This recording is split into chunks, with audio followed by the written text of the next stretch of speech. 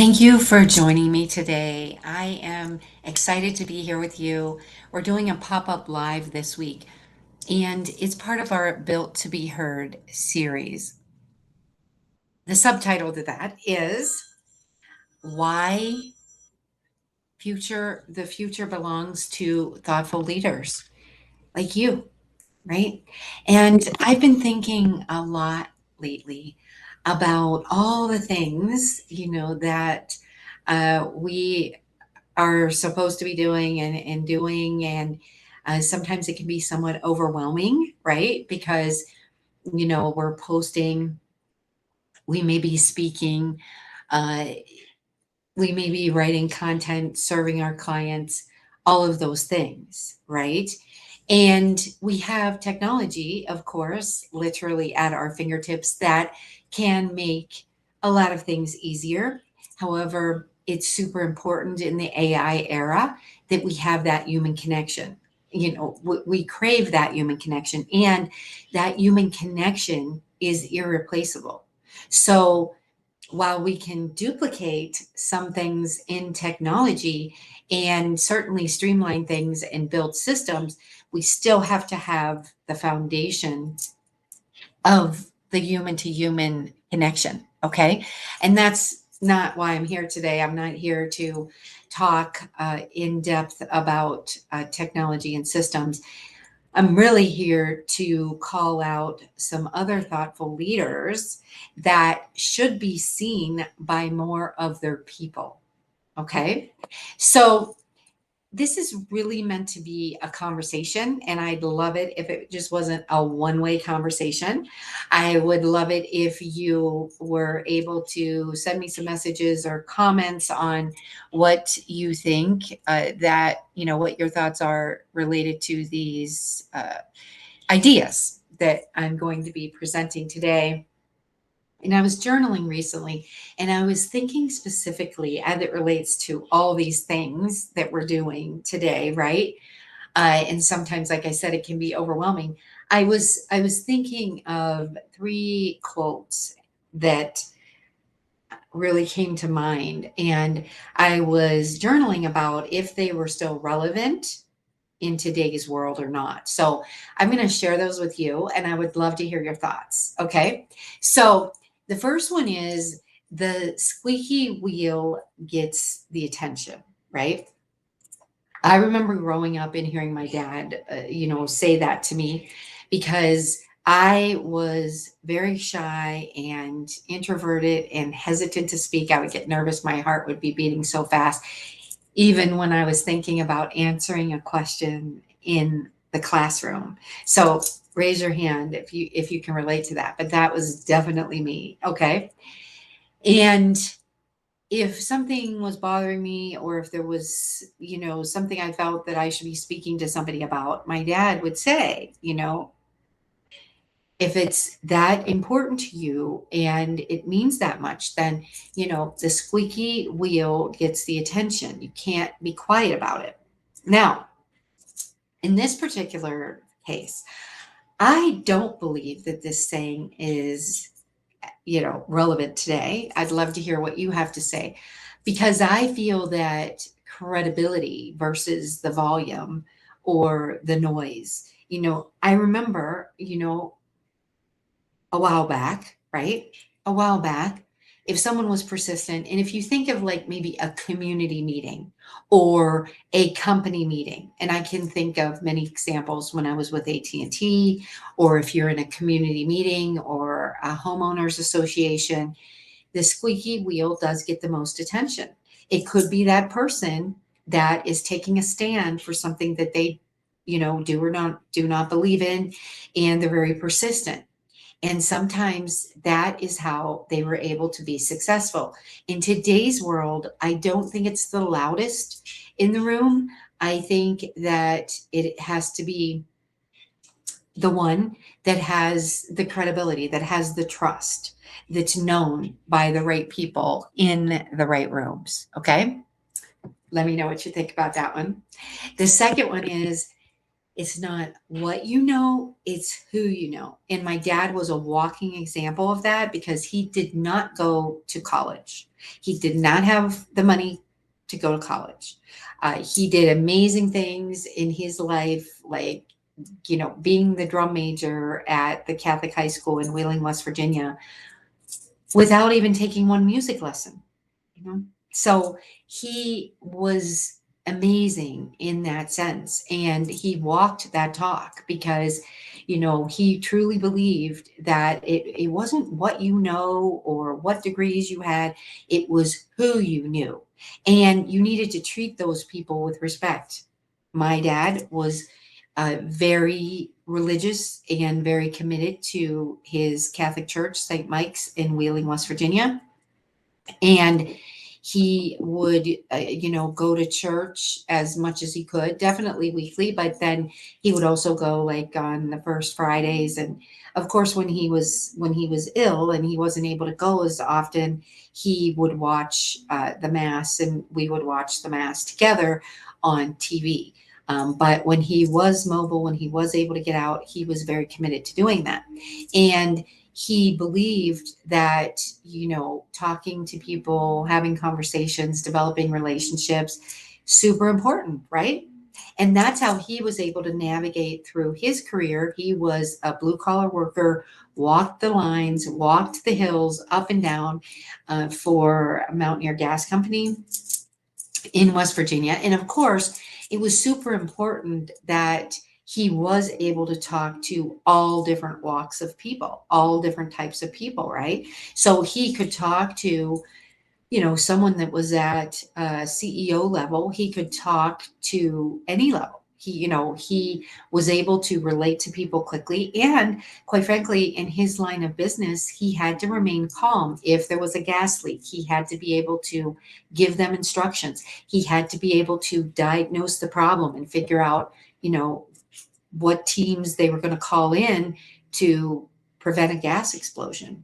So he was living and breathing that it's not who it's it's not what sorry, I almost messed that up. It's not what it's who and then of course how you treat those people that and that you're truly trying to help them and serve them at the highest level possible. Let me know what you think about that, if that is still relevant. I do think that that saying is still relevant today. I mean, yes, we do have to have our lane of genius, but we need to make sure that we are developing relationships leading with the human to human philosophy first.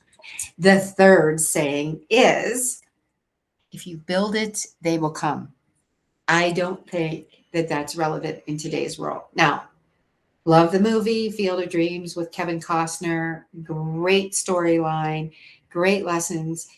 However, I learned early on when I founded the Happy Executive back in 2014 that many of the people, the leaders that I was working with, were thinking that if they build it or if they launch it, then people will just come and the sales and all of the processes and all the ducks will just line up, right? And that is not the case. Now, granted, back in 2014, we didn't have all the connection points that we have today. We have so many available avenues that we can reach out to people and connect with people. But we need to be visible to the right people in the right rooms that we can serve. Super important. And, visibility, stepping forward and saying that you're taking a stand for this, or stepping forward and saying that you have a solution to this problem, is not about trying to show that you are egotistical, or not about showing that, oh, you think you know it all. No, the visibility relates to the service and the level of service that you're seeking to provide. That's super, super important. And it's our obligation as thoughtful leaders to make sure that we are visible to the right people in the right rooms, because people cannot do business with us. We cannot help them solve their problems unless they know about us, right? So think about that. So stop staying hidden, because what I believe is changing is the fact, sorry about that. I had my notes fall down. But anyways, oh, almost happened again. Okay. What I believe is changing is the fact that there are a lot of leaders who are not visible, and they're not visible by choice. You know, they may be resisting being visible, right? And some may just not know how to be visible, because they may struggle with other sayings of our past, that maybe something like children should be seen but not heard. I remember that one. But I don't want to get too many things thrown out there, because I really just wanted to focus on those three sayings. So we'll be we can always talk about that other one that I just mentioned another time, because, it used to trip me up, because, being shy and being introverted, I was certainly not the loudest voice in the room. And I really had to work on being okay with being seen by people and being in front of people and being in a podium. And 4-H helped me a lot, actually, in high school. But it was a process. It was not easy for me, and I know that it's not easy for some of you. However, so many leaders are not being seen or heard by the right people. And it's super important, that you get out there. If you have a service, you have a business, you are meant to serve more people. Some CEOs and founders that I've worked with, they may reach a certain revenue plateau, like let's say it's 8 million. And then getting over that 8 million is super challenging for them. Sometimes it's just them holding themselves back. Sometimes it is systems that need to be put in place. And sometimes, it's a combination of things. However, we must get over the fact that, oh, well, if we have this, then people will eventually find us, or we'll try this. No, we need to have a strategic plan. And it's super, super important that you know that if you are one of these thoughtful leaders and you're hearing this, by the way, I don't believe in coincidences. I think everything happens for a reason.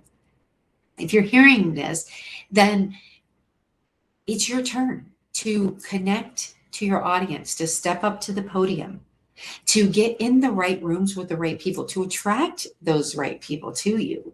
Because some of those people out there are waiting.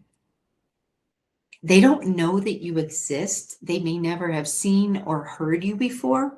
But if you can solve their problem, it is your duty and obligation to get out there and make sure that you're getting in the right rooms, you're available for them to do business with you, to get to know you, to see if your solution is a good fit.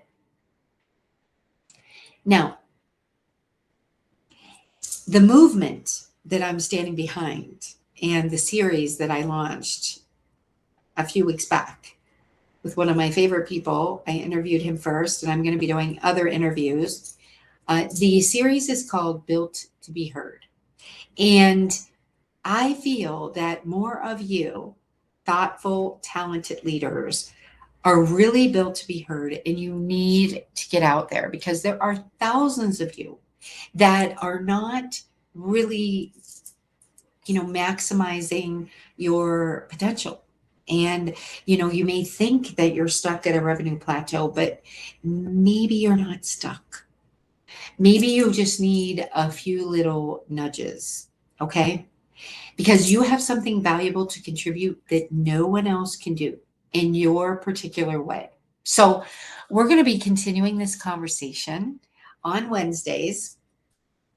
And next Wednesday is going to be a private conversation, meaning private Zoom. So let me know if you'd like to join us. I will be circulating over those registration links. It's free to attend, and it's really just meant to talk about why I believe that the future really belongs to thoughtful leaders. And I would encourage you to follow along and subscribe to my free Substack, or if you want to go deeper, subscribe to my paid Substack. But I'm also on LinkedIn and publish a free newsletter every week. So if you're looking for some tips that you may want to try or implement in your business, please do subscribe to that newsletter. But most importantly, I'd love to invite you to connect with me over messaging.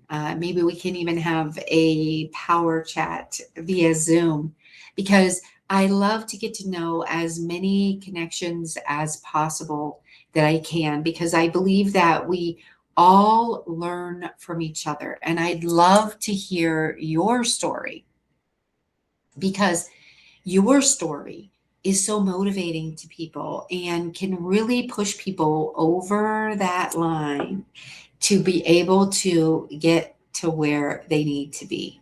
So I will end this today by saying and reminding you that visibility can definitely get us noticed. It does, without a doubt, and especially in today's world, right? However, what I believe and what I've seen is credibility gets us chosen. Now, I want you to know that you were built to be heard. So stop hiding, get out there, and let your people hear you. And please share your thoughts. I'd love to hear what you have to say about those 3 sayings that I mentioned earlier. Do you think they are relevant or not relevant in today's world? Let me know. Okay, take care, everyone. Thanks for joining me today.